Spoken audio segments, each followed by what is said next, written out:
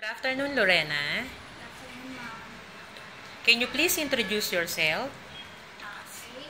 I'm Lorena Medina, 43 years old, married with two sons, which is 23 and 17 years old.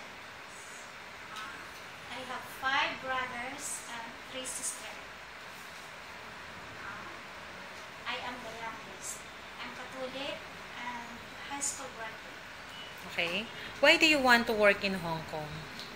I want to work in Hong Kong because of high salary, and I want to support my family for their needs for the schools, and I want to give them a good future. Okay. Do you have domestic experience? Yes, ma'am, in Lebanon and Mongolia. Okay. How many years? In Lebanon, 2 years, and then Mongolia is 2.5. Okay. What is your main duties there? In Lebanon, nanny and domestic helpers. How many children do you take care? 2, ma'am, 5 years old, 2 years old. 5 years old and? 2 years old. Okay. Do you know how to take care of a newborn baby? Yes, ma'am.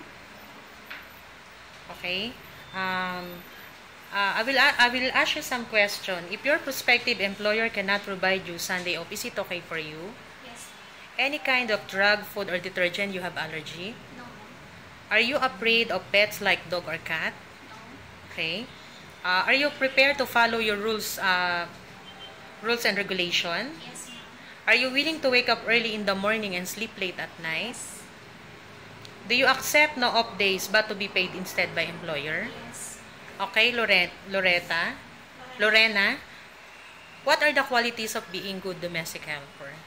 Being good domestic helper, ma'am, I must be honest, respectful to my employer, 100% patient to the kids, Okay. and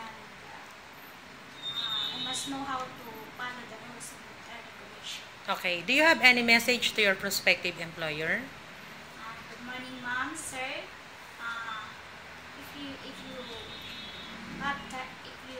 If you want to choose me, I will promise to do my best to follow your rules and regulation and to finish my contract. And hopefully, want to see you soon. Okay. Thank you.